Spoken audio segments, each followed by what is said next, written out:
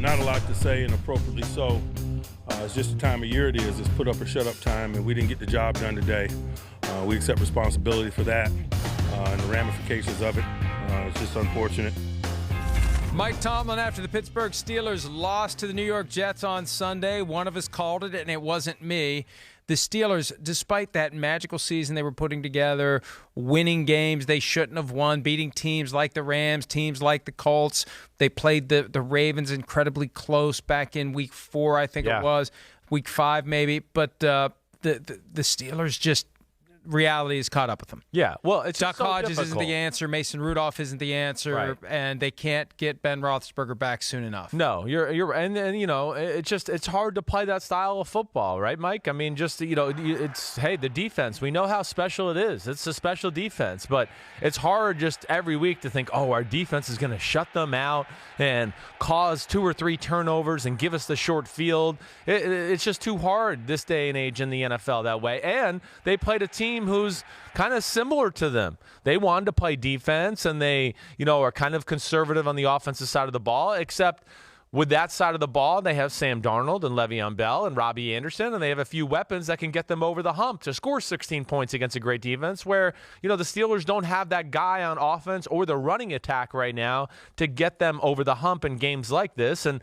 really, if it wasn't for the end of the half strip sack fumble and then 2 bad defensive calls by Greg Williams, you know, the Steelers weren't able to really do anything on offense for the majority of the day yesterday. Steelers now need help to get into the postseason. They must beat the Ravens on Sunday in Baltimore. The Ravens will decide on Monday whether or not they will be playing their starters for that game. What would you do if you're the Ravens, Michael Florio? I would put my starters through the full week of preparation as if it was a normal game. Yeah. And I would play them for half at the most. A half at the most. Yeah. I know. It's a tough one because I know John Harbaugh told you it's tough to want to give your guys 3 weeks off. 3 weeks off. And he said we have to keep getting better. You set yourself up for upsets with 3 weeks off. You do in the divisional playoff game. And I think we've seen New England, you know, the last 2 years, they've played the last, like, that Week 17 game. I think for that reason, because they're just going, you know, it's just too hard to take 3 weeks off and then come out in the divisional playoff game, the biggest game of the year, and think you're going to hit the ground running.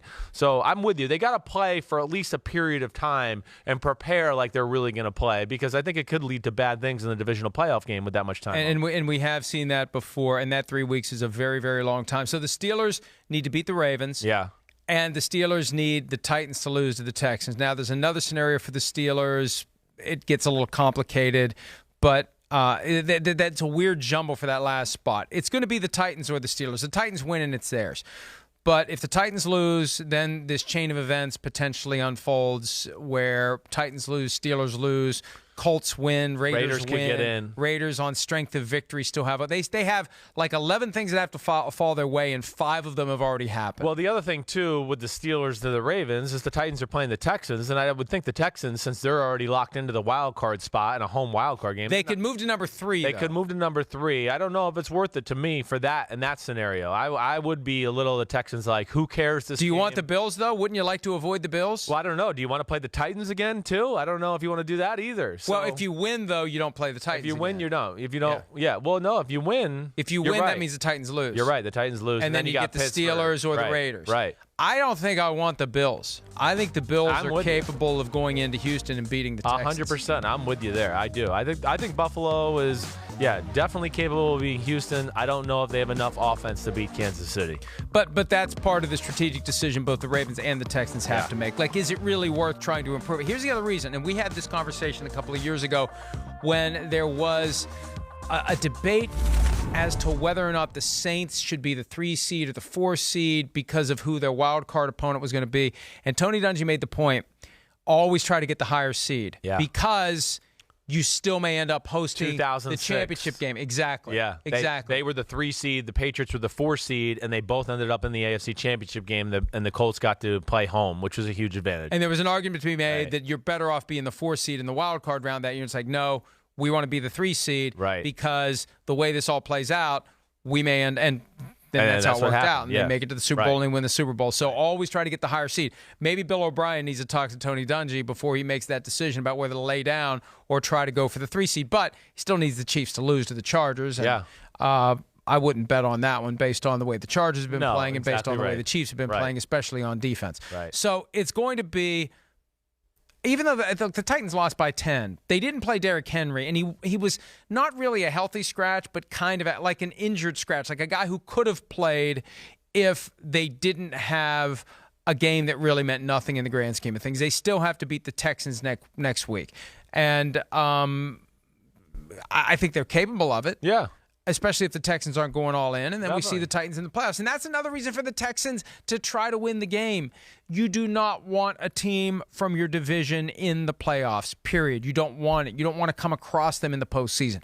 Just like the Ravens should not want the Steelers, because that's your worst nightmare. If you're the 1 seed and the Steelers get the 6 seed and they beat the 3 seed and they roll in and they're hot and they know you and they're not intimidated by you, and I wouldn't want that if I was the Ravens. That's the nightmare scenario, is having the Steelers as their division round opponent. Yeah, I think that. You mean for the Ravens, you're saying? For the Ravens. Yeah, well, you don't want that. Yeah, I get you. Although I guess the other alternative is the Chiefs. That's tonight. Yeah. That's what I was Well, no, but it wouldn't be the Chiefs. If the Chiefs are the 3. There won't be. They'll be in New England. Yeah, you're right. So, I mean, listen, the Ravens are the best case for the Ravens. The best case for the Ravens is to keep the Chiefs and the Patriots locked in at 2 and 3, so they play each other and knock one out. Right. And then you give me the Texans. Fine. They already destroyed the Texans. Right. No, it's looking like it's going to shape up that way, without a doubt. Maybe it ends up being Tennessee down in Baltimore, whatever it may be. The other game we got to hit on is the Saints and Titans a little bit, right? I mean, to me, that was a fascinating game yesterday, just because the Saints offense came out, Strugglesville. The Titans came down. Jonnu Smith catches a ball on the left sidelines, breaks a few tackles, long touchdown. Great design, little toss, reverse sweep to A.J. Brown, touchdown, 14-0. You're going, whoa, Titans jumping out here, not looking good for the Saints. The Saints go down and get a field goal, and it was a lot of work. But then the Saints defense really just shut down the Titans for, the majority of the second quarter and third quarter. And as we always know, Sean Payton, Drew Brees and company kind of found their footing, found out how they wanted to attack. A big pass play by Jared Cook kind of seemed to open up the vault for the New Orleans Saints, and they kind of rolled on from a victory there. And then the Titans kind of came back, but the Saints defense answered with a big, fumble and fumble return that led them to their last score to really kind of put the nail in the coffin. Hi, I'm Mike Tirico, and thanks for watching. Make sure to hit subscribe for the latest news and highlights from NBC Sports.